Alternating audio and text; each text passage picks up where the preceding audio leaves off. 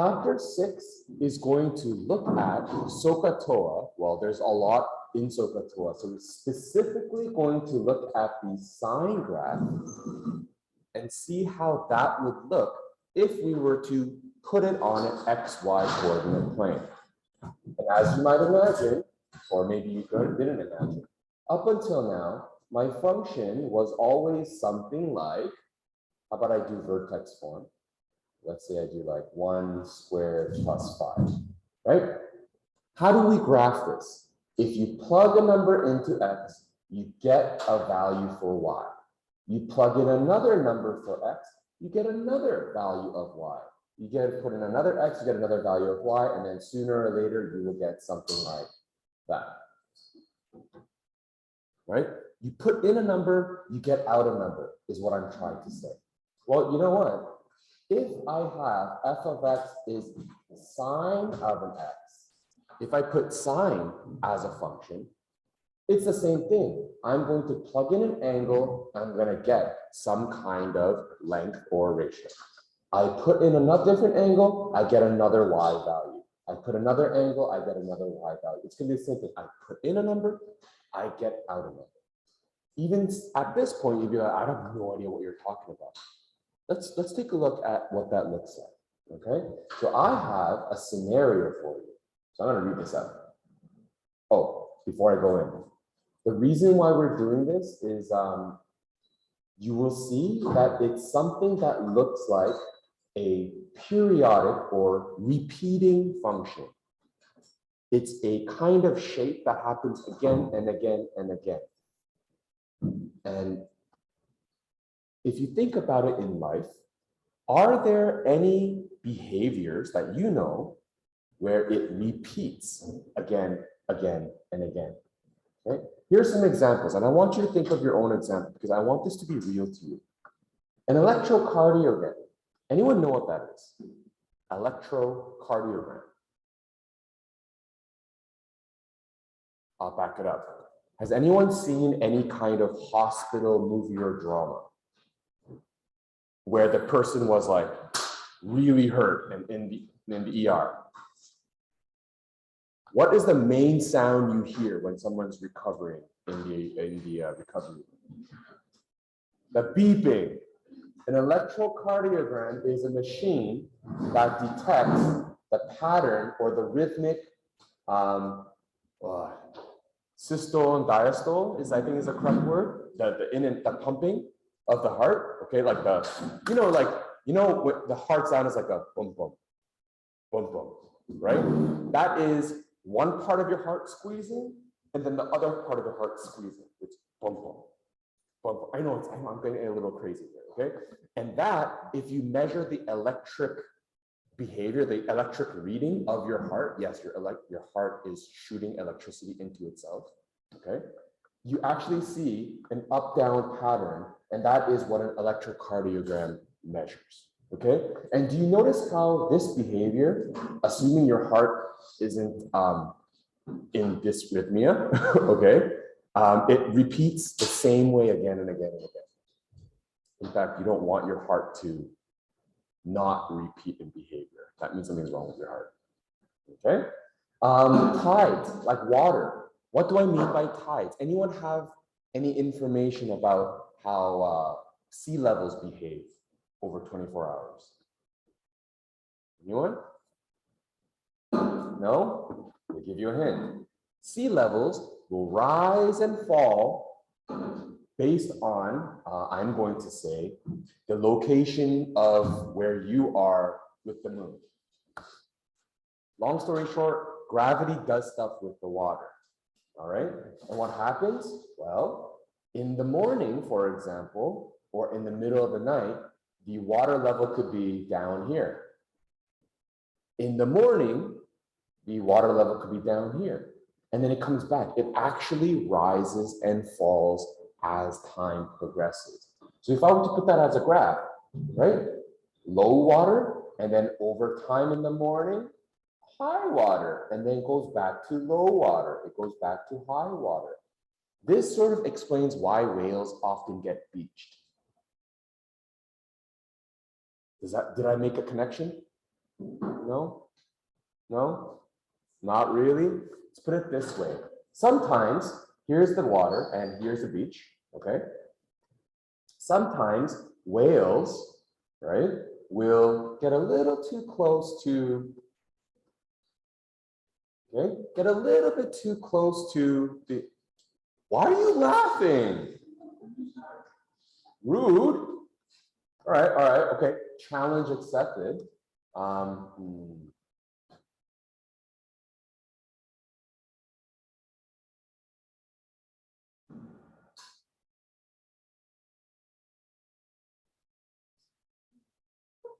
about that?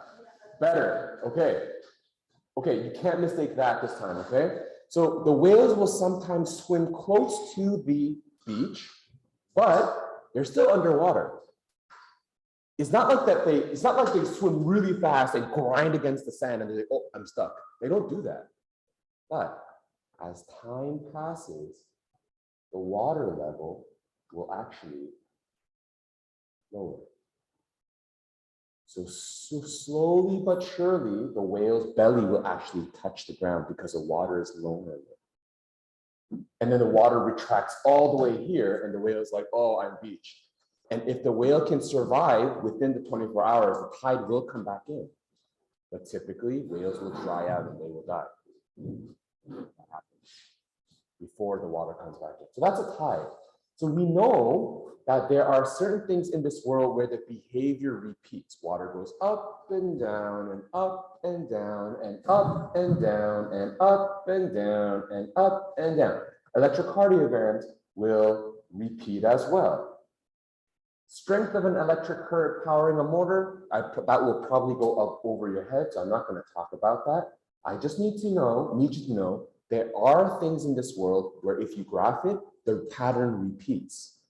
And if there's a graph where the pattern repeats, we should somehow be able to chart it mathematically as well. And this is where we get into the sine function. Here we go. First thing I'm going to do is fill in this chart based on this scenario. Excuse this empty line that's supposed to be there. And then we're going to graph it together. Okay, here we go. Ms. Lee and Mr. Baird, if you had Ms. Lee or Mr. Baird, they are, let's pretend they're training for track and field. And Mr. Baird is starting at the A position and is going to run around this 400-meter Olympic track 2 times. It's the 800-meter dash, if that even is a dash. Anyways, here is Ms. Lee counting the time it takes. I am more interested in the distance between these 2 teachers. So I gave you some numbers. The diagonal distance is 59.5. So that at the starting point, I wrote it down for you. After 10 seconds, Mr. Baird makes it halfway, and the distance here is 31.8. And then another 10 seconds after, it reaches this distance. Now, I don't know what that distance is right away, but you can probably infer what is this actual distance equal to? Yeah, right, because this is symmetrical and Ms. Lee is standing right in the middle. So this would be 59.5. Now, because this is basically a perfect semicircle, the radius up here and the radius up here is going to be exactly the same. And so I know this part is going to be 31.8. I also gave you the distance between these 2 points as 50. So 31.8 plus an extra 50, the distance between the 2 teachers at D is 81.8 meters. At 40 seconds, which is letter E, it's going to be the exact same distance as if you were at letter A. That's going to be, again, 59.5. And then F, 31.8. G, symmetrical, 59.5. And then H, symmetrical to the left side, 81.8. And then we're back at A. So when we go back at A, it took 80 seconds. What is the distance between Ms. Lee, the center, and A? Does it change? No. Can you repeat and copy these numbers down?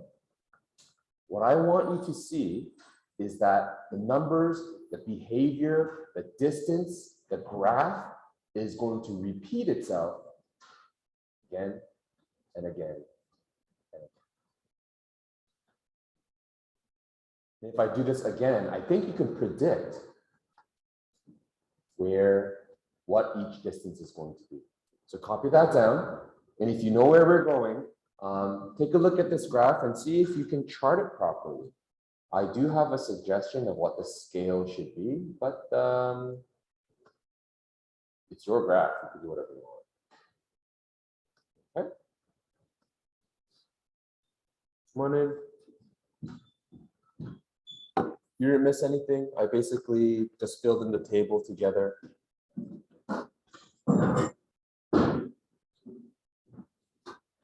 Welcome. Okay, so again, do you see that the pattern, it's a repeating set of data? Good morning. Yes? We're gonna take a look at what that might chart on a graph. I see that the highest point that I need to reach is 82, and the lowest point I need is 31.8, so 32. Let's see, you got 2, 4, 6, 8, 10, 2, 4, 6, 8. So I have 18. I need to get to 82. If it's 18 and I do it by 5, 5, 10, 15, 20, sorry, 5, 10, 15, 20, 35, 40, 45, 50, 55. I'm doing something wrong. We'll go by 10, sorry. 5, 10, 15, 20, 25, 30, 35, 40, 45, 50, 55, 60, 65, 70, 75, 80, 85, and 90. So this is the distance. It's a new sheet. Here you go. And for the time, I need to go as far as 160 centimeters. So let's see. 2 boxes, 4, 6, 8 boxes, 10, 12, 14.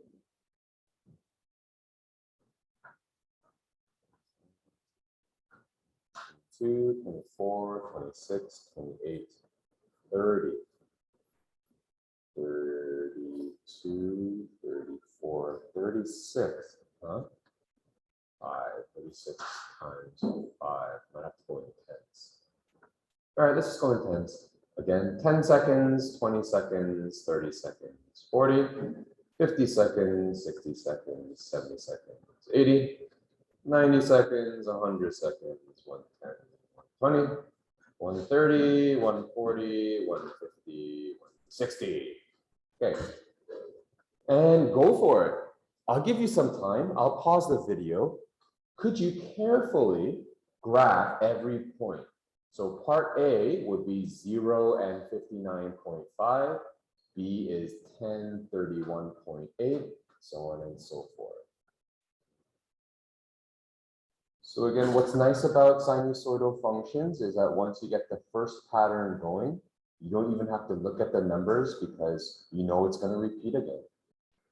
The only issue I think with sinusoidal functions is if you happen to make a mistake in the first part, then you're going to end up repeating that same mistake, right? So be very careful with your charting. And once you do so, well, hopefully you see something like this. I'll give you a few seconds just to get the dots down, and then I want to pose a question to you. And the question is this. Why does this not make sense? Is my question to you. Why would it not be these pointy lines?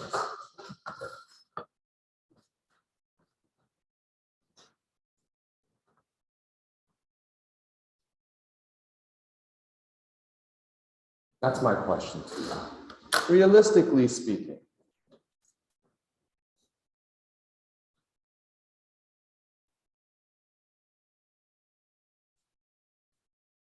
It's not really a mathematical. Think about you running an Olympic track in real life and trying to see if that looks like this on a graph.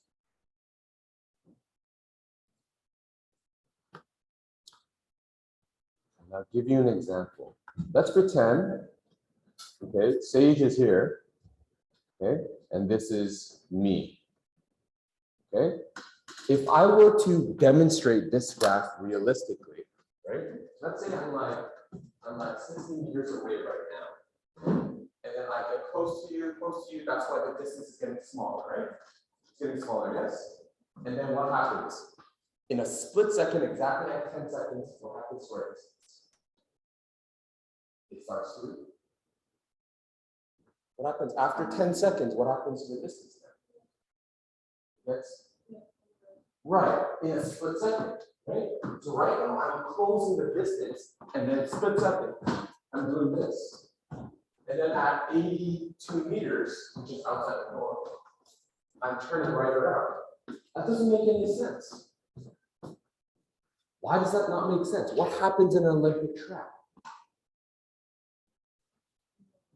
We're going around. The distance between us would gradually get smaller, and then as I run away from you, I gradually get bigger. Another way I can describe it, just bear with me. See if you can look at this graph through all of these markings. Okay. Another way I could describe it. Let me erase this. Another way I could describe it is, right? Look at these distances that I draw throughout. Okay, line distance, distance, distance, distance, distance away, furthest distance, and then the distance gradually gets shorter, gradually, and then it gets longer gradually again. So on a graph, it should also demonstrate that. You should be able to see it. In short, what I'm trying to tell you is,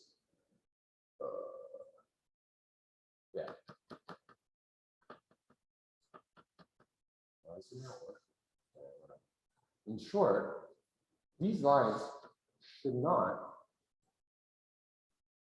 be straight, but because the distance is gradually getting shorter and then gradually getting longer, it should actually be looking more like curves.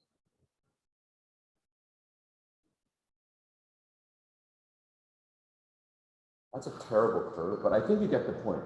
See if you can take these three dots and draw like what might look like a parabola at first, and then connect it by another curvature of a parabola, like a cup, and then a normal cup, and then an upside down cup. See if you could connect the dots in this manner on your graph.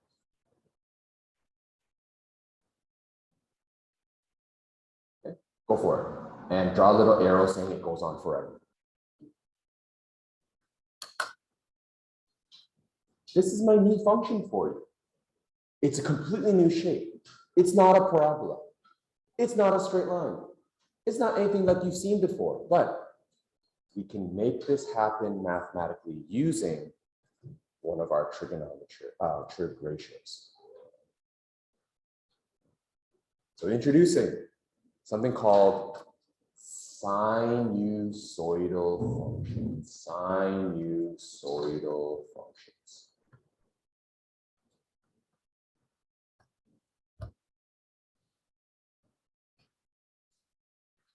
Sorry if it hurts your head. You got to do it. I do promise, though, it'll be short and sweet.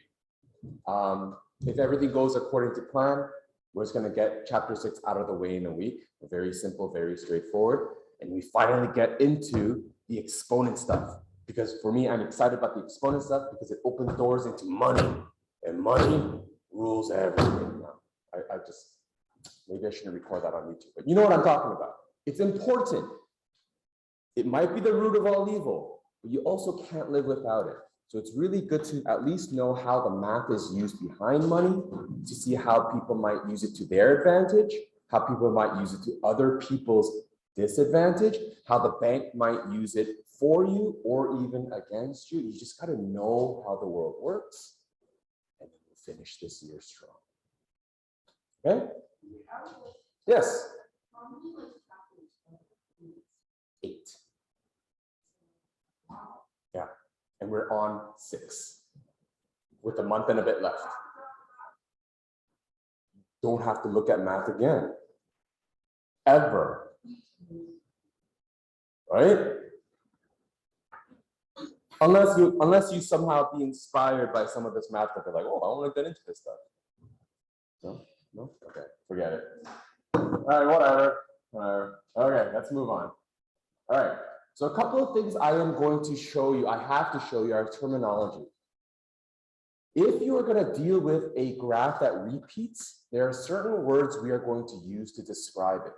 And I'd like you to use it as well because it communicates to me, it communicates to your classmates, it communicates to the rest of the math world exactly what you're trying to describe. And anyone else who studied the math will understand what you mean. First, the word cycle. That's an English word. It's whatever you're repeating again and again, right? One cycle is one completion of the pattern. Okay. I don't think I need to do some more examples of what a cycle is. I think you can imagine. But there is a difference between cycle and a period. So I need you to think about it just for a quick second. A cycle is like one repeat. A period is the horizontal time or frame for that one cycle to complete. So for example, if I was talking about the tide, right? High water, low water, high water, low water, high water, low water. I can argue that this is one cycle. Let me do that again. That is one cycle. It goes from the high point, gets to a low point, and returns to where it came from before doing it again. That's one cycle. One cycle. The time it takes, so let's pretend that's like 12 hours, I don't know. The time it takes to go through one cycle is the period. That would be the period. Okay, so again, I'm going to try to show you here. So how about this time I go from the middle, sorry, how about I go from the middle,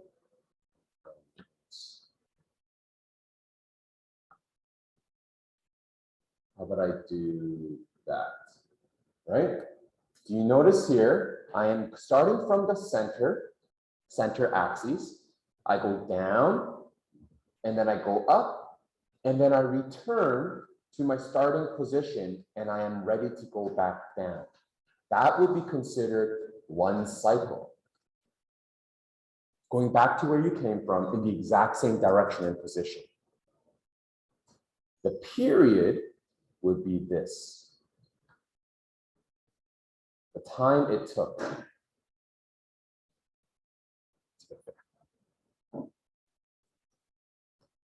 I can try to downplay that a little bit, right?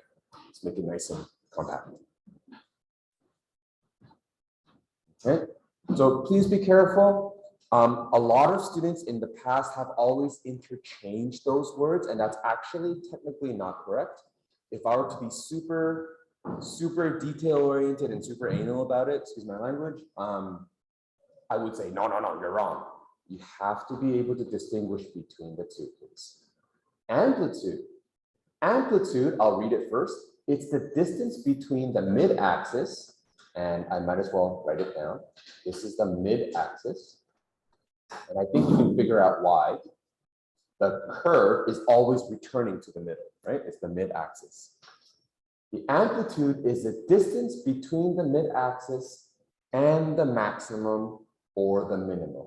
In other words, how far up or how far down am I going from the middle?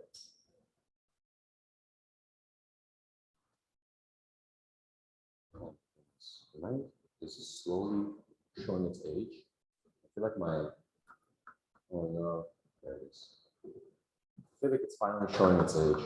Okay, so this is the amplitude. No, please, this thing is not cheap. Okay, this is also the average. They are both the amplitude. I don't care if it's going up or going down. All I care about is how far away it moves. Okay, so the distance. I don't care if it's up or down, just how far away. Maybe I should have wrote it as displacement. Anyways, maximum value. I don't think that's confusing. Maximum is right there. Right? It's the highest point, and that highest point repeats. There is no higher. Minimum, right there. And again, I don't think I have to explain. The minimum point repeats. There is no lower.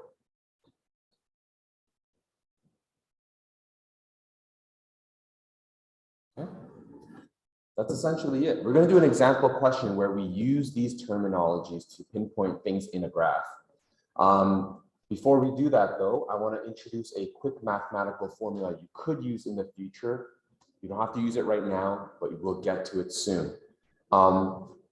Any questions about the definitions or the terms we will use?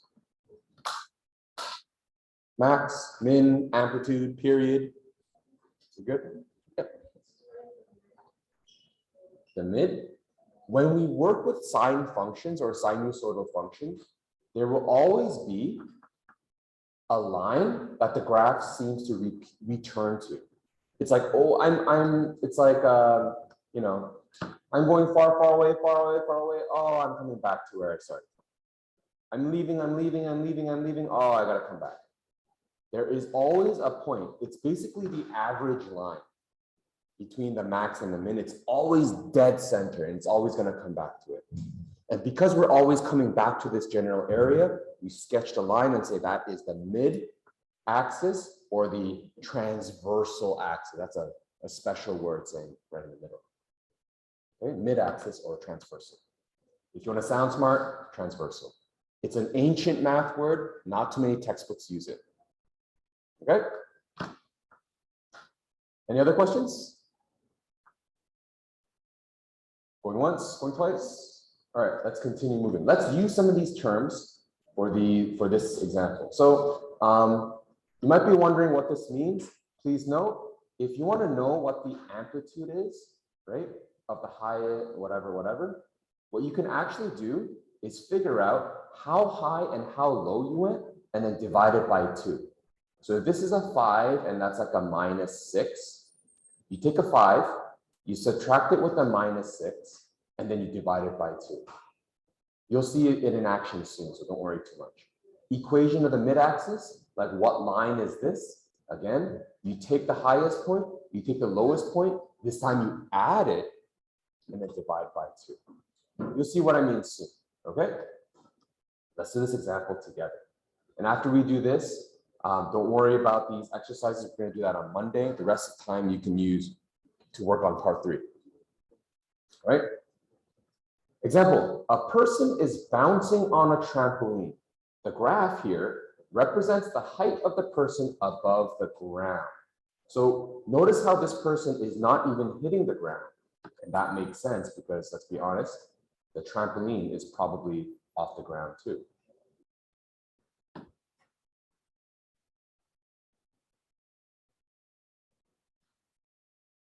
Okay? Right. So it's one of those gymnast people who's doing weird flips and you know, jumping up and down on a trampoline. What is the period of the function? And in case you're still having a hard time seeing it, here is 1 cycle, because that cycle appears to repeat itself again and again. Safe? It looks to be approximately 4 seconds. Let's be even more detailed. Is it exactly 4 seconds? 3 point something. What makes you say that?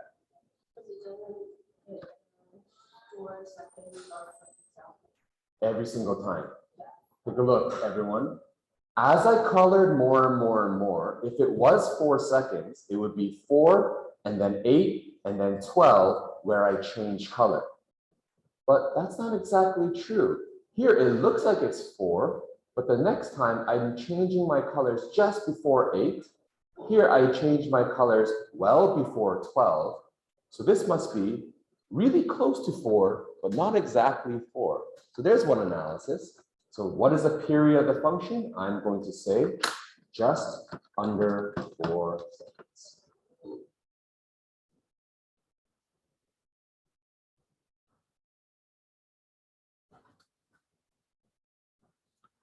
All right. In this context, what does 1 period represent?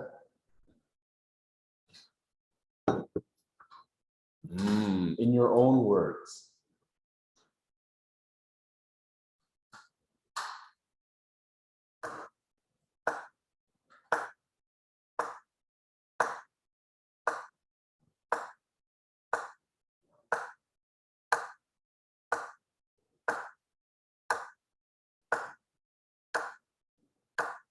Do I have to go any further, or is it getting annoying yet?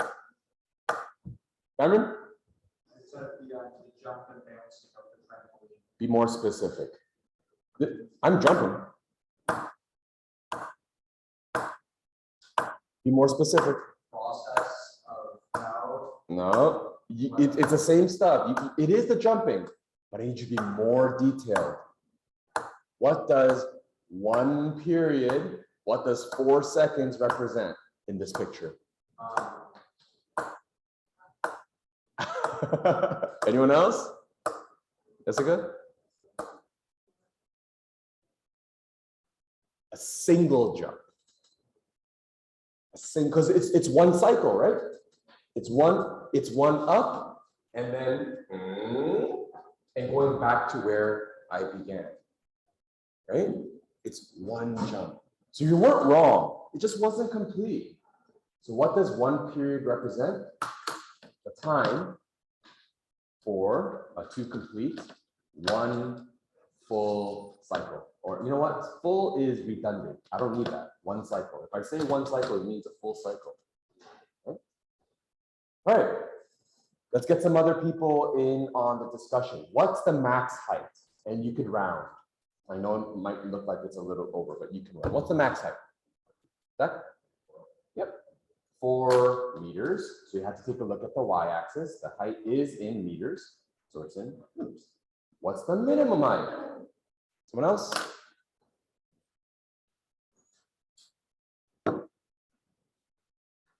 Approximately.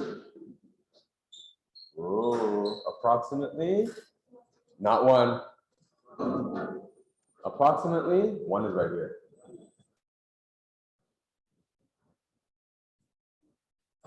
You can round.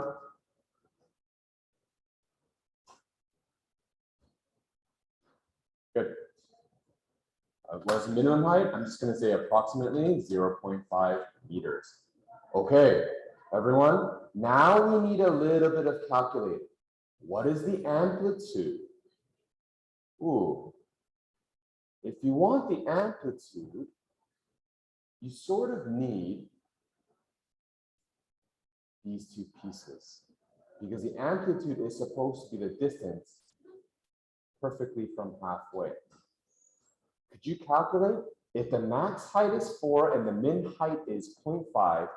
Look at the formula. What does it ask you to do for amplitude?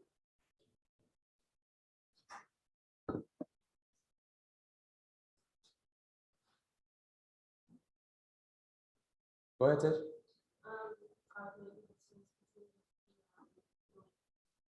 So are we adding max and min or subtracting max and min? Okay, let's do it. So the amplitude is 4 minus 0.5, and that is divided by 2. If you take that and Yes. And if you take that and divide it by 2, 3.5 divided by 2, 1.75. What does that mean? It means from the midline, mid-axis, I went up by 1.75 meters, and then boing, I went down 1.75 meters before coming back up.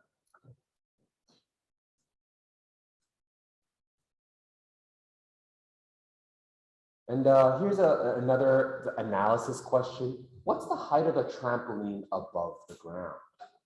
If this is the height of the person, how tall is this trampoline? What is this? Yep. 2 meters. Are you looking at this part? Yeah. Are you sure? More facts than You're on the right track. That's exactly what we need to do, because remember, the person started here, right? So we're assuming that's going to be the case. I'm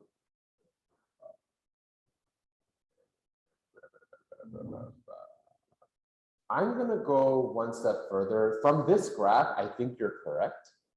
However, who knows? Maybe because when this person was standing on the trampoline, the weight of the trampoline may have caused it to go down, right? What I'm going to say, what I'm going to argue is that the height of the trampoline might actually be synonymous to the mid-axis. Okay, so you're not wrong. I would probably accept what you have to say, but just for the sake of exercise, let's pretend that we have to calculate the mid-axis.